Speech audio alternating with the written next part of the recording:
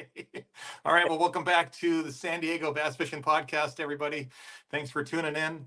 Um, Today we have Andy Paluczak on, and I think most of us know who he is already from East County Bait and Tackle and the team series, and he's always been helping out. He's always been around. He's got a couple announcements for us, which is pretty exciting.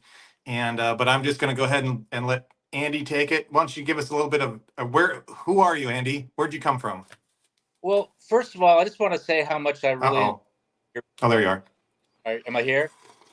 How much I enjoy your podcast, Bruce. I think it's really cool. I can hear you. There's so much tradition and history in bass fishing in San Diego, and you just wouldn't think there is. And it's just cool to hear from all these different people and hear their side of the story. So kudos to you for putting this on. I appreciate it. Well, I really appreciate those comments.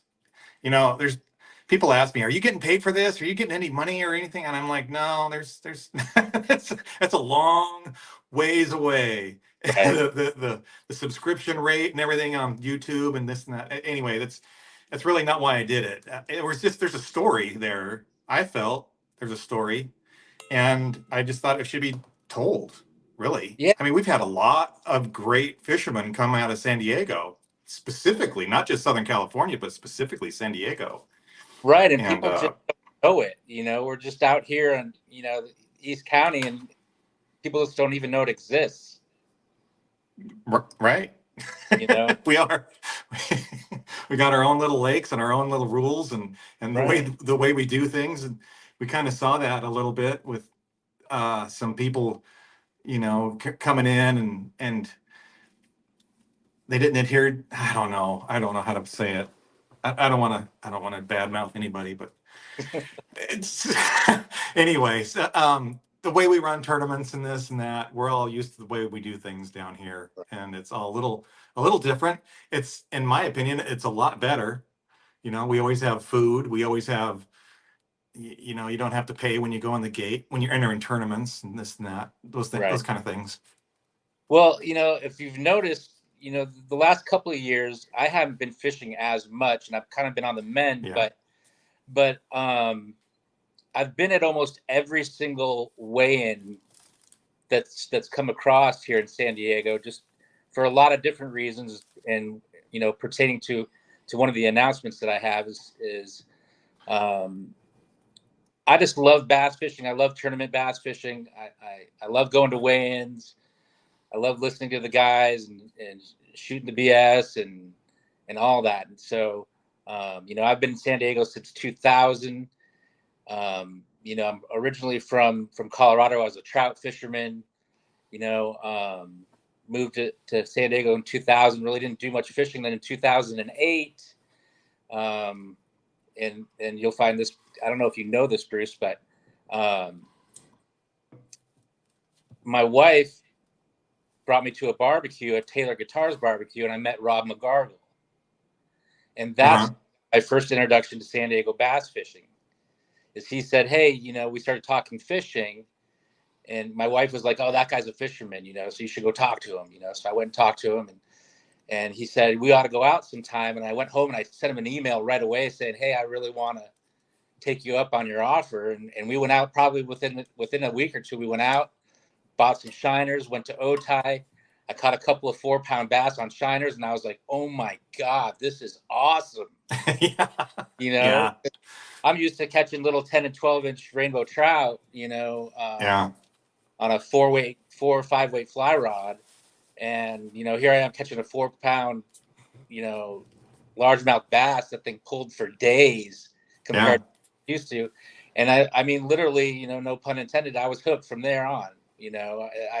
I had to do it. I bought my first boat, several months later, and been fishing ever since. So I really owe it to Rob for getting my feet wet and giving me a taste of it. Or I guess I should say, leave it to Rob to get me into this mess. Yeah, he's good at that. He's good at taking people fishing and getting them into it. Right, definitely. So yeah. kudos to him for doing that. And then shortly after that is when I started fishing with Jackson. Jackson started fishing when he was 4.5, and everyone kind of knows how that took off and where that's gone and ended up. And I went from being Andy just to pretty much being Jackson's dad. Right. Yeah. And then you ran the juniors for a while. And The then juniors, I ran SoCal juniors. yeah, I ran the juniors for, I believe, 8 seasons. And I Yeah. love the juniors, and there's definitely parts of it that I miss. There's a lot of parts of it I don't miss. It's not an easy job. Oh Probably yeah. out of all the directors' jobs in San Diego, that's the hardest one. I think Yeah. hands down the hardest one. Trying to get all that coordinated, and I used to tell my wife it was like trying to coordinate 6 or 7 weddings a year. Yeah. Yeah. I mean, when you had it, we had 60 kids times two adults per kid. And at the end, we had almost 200 people there at each weigh-in. Right? It was huge. Oh my gosh. Yeah. It was It was, huge. So, I'm still really, really proud of where I was able to bring that, and I'm super proud and happy of Sean for the job that Sean's doing mhm. with it.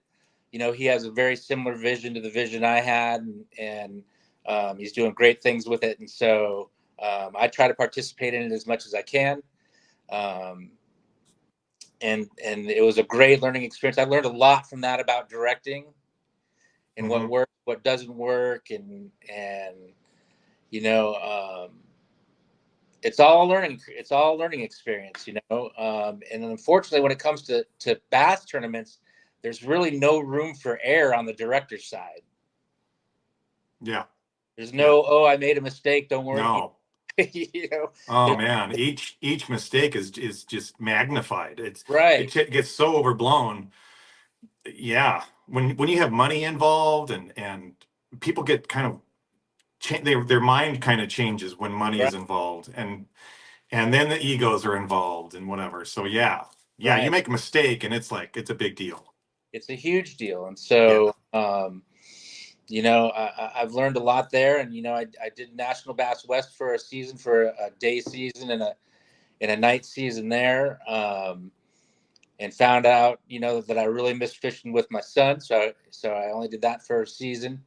Um, and then this year with Jim being under the weather and whatnot, I when we found out about that, I kind of took him aside and said, hey, whatever you need out of me to get through this season, you can count on me. And so um, that's kind of how that ended up this season with the team series, with me and Mm, Victoria right. and Dave helping out, and now Cole's helping out while Dave's nursing his back, and um, so I've got a lot of little different experience in running a lot of different type events, and Yeah.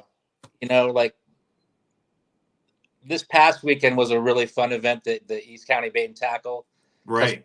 customization event. That's the latest event that we put together, that we do annually for all of our valued customers and Yeah. loyal customers. And that's the one thing, we do have a huge customer base at East County. Hmm. We put these tournaments together, we put the signups up, and it sells out in a few days, and it just goes to show you, we have a lot of eager customers to get out there and Yeah. participate in the tournament. So we limited it to 40 boats, um, which sold out. And I'll just go over the results real quick from that, a recap from that. Sure. Yeah. In third place, we had Jake Evans and Jackson Paluczak with 9.70. That was good for $1,000 worth of ECBT gift cards. Second place was Morgan and Max Hallbrook. Morgan and his young son, Max Hallbrook, had 10.08. That was worth $1,500 in gift cards. Yeah. And then your champions had Big Fish of 462, which was worth $500 in gift cards. And then their total of 1048 was good for another $2,500 in ECBT gift cards. Went to Dave Waller and Chris Lozano. Yeah. So What's the entry fee on that? Is it $80? $80. So yeah, if everybody doesn't know what Andy's talking about is East County Bait and Tackle just did a customer appreciation tournament last weekend, and it was $80 to enter. They get a goodie bag. Each boat, each entrance, each team gets a goodie bag of man. That goodie bag was at least $50. Oh, at You least. get your entry to the lake paid for. You get pizza on the way in. You get donuts and coffee on the way out, and then the top three. You just heard those what those three guys got, but you guys paid all the way down to like 10th place. 10 or 10 places, right? 10th place. Yeah.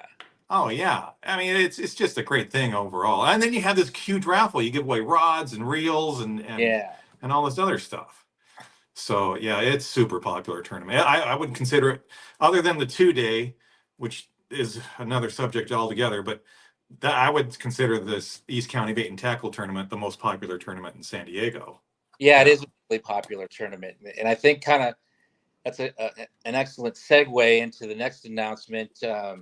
Yeah. You know, as of next weekend, when the SD Team Series Night Series TOC concludes, SD Team Series will be done. There'll be no more SD Team Series. No one's taking it over. No one's buying it out. No one's picking up the ball and running with it. Now, that being said, East County Bait and Tackle, we're going to conduct a team series, day series next season starting in January. There you go. 5 tournaments, and then a 6th tournament, which is the Tournament of Champions. We already have El Cajon Ford is already on as a major sponsor. There's going to be a lot of things that you see in our team series that's going to be similar to what Jim did, because why try to fix something that's not broken? There's a lot of great things that Jim did that we're gonna take and put into our program. Obviously, a lot of the things that we do in the ECBT tournaments are very, very popular, and we have a lot of leverage with our vendors and our manufacturers and people that we work with that want to help us out. Hopefully, we're going to be able to keep incorporating some of the great product raffles and giveaways and prizes and things like that into our series. And then, like I said, I've been going to these weigh-ins for the last couple of years, just kind of watching and listening to what guys don't like, what seems to work, what I liked, what I didn't like. And so we're going to be taking little bits and pieces from here and there and some ideas that we have and some fresh new stuff and really put this thing, launch this thing off in a big way. And so we're expecting, great participation because, like I said, we have a huge clientele. One of the things that I think that, Rick Grover has proven is that people like to be a part of something. Mm. Right. Yeah. And so, that works great in his tournament series. People that have purchased boats from him, people are going to want to be associated with ECBT that are our loyal customers. Mm-hmm. So I'm super excited about it. Mike's excited about it. Victoria's going to be helping us. So I think that's awesome. I think we'll put a very, very, very strong product out there. And guys will be very, very happy with what we bring to the table. You guys all of you have been doing it for so long now. You're very experienced. You know everybody's name when they walk up to the table. I think right. I'm super excited. Everybody's excited about it that I've talked to. Uh-oh. Did you get a phone call? No. Oh, okay. No. Usually if I get a phone call or if you get a phone call, it shuts right off. Right. But so anyway, back at it. I'm super excited. I know all the people that I talked to about it are very excited about it, and we're very much looking forward to the new tournament series. Yeah, it's going to be great. It's the first time, really. We're going to have the latest and greatest equipment. Yeah. We have plenty of staff. It's the first time where I really feel like I have a lot of horsepower. Okay. And me to really, really make something big and make something work and and scale it to a level that's going to be very advantageous for the fishermen, for us, for everybody. Uh-huh. So it's great. Gary and Steven, are totally behind it, 110%. The owners of ECBT. Okay. And so, yeah, it just makes a lot of sense. And we've been doing it, so let's make it ours, and then make it everybody's, and put a great product out on the table. How are we going to find out when's the schedule going to be posted, or where? Well, that's one thing we should talk about a little bit, is because I saw this online. We're having some trouble with our social media. Mm-hmm. And without getting into a big long story, we're kind of locked out of a couple of accounts, and so we're recreating some accounts. But it's like I'm going to create, and I'm not sure if we're going to call it ECBT Team Series or Team Trail. We're still figuring that out. But I'm going to create its own Facebook page. Yeah. Okay. Here in the very near future, and Mm-hmm. post a schedule. We have a schedule. We do have a schedule. We have permits. Yeah. 6 dates, and I should have also said we also have the date for next year's night tournament, the customer appreciation night. Okay. We have that one as well. Okay. But so yeah, we're going to create a new page for that and post that hopefully within the next week or two. This starts in January? January. Okay. All right. We've got a lot to do. I mean, it's none of this is easy and just happens overnight. But like you said, we've got a lot of experience, and we've been doing it, a long time. So I kind of have a punch list of what we need to do to make it happen and get the ball rolling. So, but I want to. My goal, I was talking to Mike today. It's like I'm hoping, come October, November, to be out there talking to the clubs. Yeah. Handing out our flyer and talking to the clubs, and really trying to get people fired up about this, because, like I said, we've got some horsepower behind this thing, and we've got a lot of resources to make it very worthwhile for everybody. Yeah, I'm super excited. I love your team. You guys are a bunch of doers. You just don't sit around and talk about it. You actually get out there and do it. It's like we've already seen in the past your track record is impeccable. So everybody's on board. It's funny. Jackson and I fished a lot of tournaments together, and we were fortunate enough to do pretty well a lot of the time, but obviously you don't do well all the time. And so it used to always kind of be, if you don't finish high, what makes it a successful day for you, And so if you can go to the lake, pay your entry fee, fish, have a good meal, hang out with the guys, have a chance to win a few prizes, it's about the whole experience. Right? So if you don't have the best day, it's not a total loss. Yeah. Right? That's how I want to make it. I want to make it so the guy that finishes dead last, when he's going home, is saying, hey, you know what? I still had a good time. Yeah. Yeah. I've always felt that way. I mean, coming away from Jim's tournaments, that the whole experience after the tournament was worth staying for. Right. It wasn't just, we weren't all just milling around in the parking lot, just kind of hanging out and whatever. It was like we all met up at the top, and we all had something to do. We all sat down, and it was actually kind of weird to see people leaving. If anybody left at all, nobody really left. But every once in a while, it was like, oh, what's obviously somebody's got something to do. But yeah. So the ending of the tournament is always a big deal for sure. It's huge. It's huge. I said, especially if you weren't fortunate to have a good day, and it's, if you were one of the ones that were fortunate enough to have a good day, it sure feels good to have all your buddies that are hanging out, right? Yep.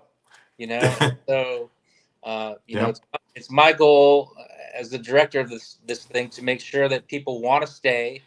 For not only the prize money, but for the meal and for the camaraderie and for some prize giveaways, and we're going to do some pre-signed stuff too, some chances to win some stuff if you come in the shop and pre-sign. So, I mean, there's all sorts of different wheels in motion right now on how we can make this very, very rewarding for everybody involved. Yeah. What would I get if I signed up for all of them at once and I put a deposit on them? That's a good point. That's yeah. Yeah. something we're thinking about. Yeah. Yeah. Yeah. Yeah. There's a lot of things out there. Yeah. So there's a lot of things you can do. Yeah. And the other, one thing I should also mention that's important is that we did this year with SD Team Series is we supported SoCal Junior Bass. Oh yeah, that was a really good thing. Yeah, it was huge. I think Yep. we ended up raising over $5,000 for them. Isn't that something? And it's so what was that? You have to explain it to me. Okay. What was that? So we decided to come up with a 50-50 side pot tournaments where it was $20 per angler, and you put in your $20, and $10 automatically went to SoCal Junior Bass Anglers, and $10 went into a winner-take-all big fish pot. Yep. And so at first, guys were like, couldn't quite get their arms around it and like that. And then the second tournament, people started bringing their money. By the third tournament, people were asking us, how do I get in the side pot? Yeah. By these last few night tournaments, that side pot turned into $1,500. Yeah. And so, so $750 went to the SoCal Junior Bass Anglers. $750 went into the big fish pot on top of the $500 coming from Team Series. Yeah. So those big fish, these last three tournaments at Team Series were worth like $1,200. Yeah. Yeah. That's fun. That's awesome. Yeah, so we were able to raise that helps the juniors so much. Oh, huge. Yeah. And it was a lot of fun for our guys to participate in it. Oh yeah, 100%. It's just another thing to win. And they felt good doing it because it's good for the kids. So we're going to continue to do that. To support the SoCal Junior Bass Anglers and support Sean, because that's huge. Yeah, it's just kind of trying to think outside of the box. Yeah. On different ways to do things. It's like we've got this captive audience. How can we leverage it to do some good? Right. Right. So yeah, I'm super excited about it. I keep saying, man, January can't get here soon enough, but it'll be here before you know it. Yeah. We have a lot to kind of get ironed out and put things into play. So, but I'm excited about it, and I know we're excited about it. All the guys at the shop are excited about it. Yeah. I think we're gonna get good traction right away. And I think it's gonna be a great product, and we had a great team, and yeah, let's do this. Yeah. Well, if there's anything I can help you with whatever, if you want to help sign in or weigh in or whatever, well, I'll probably be fishing, but but if I can do anything, social media, whatever, just ask me, and I'll help you guys out in any way I can. So we probably will at some point, because there's things that definitely want to do social media wise. That I've picked up from other organizations and whatnot. So yeah, I mean, all right. Well, then we're going to go ahead and call it a podcast. Thank you very much for coming on, Andy. Hey, thanks congratulations on this whole new thing you're bringing, the whole new team series you're bringing, and we'll see you at the shop. All right. Take it easy, Bruce. All right. See ya. All right. Bye.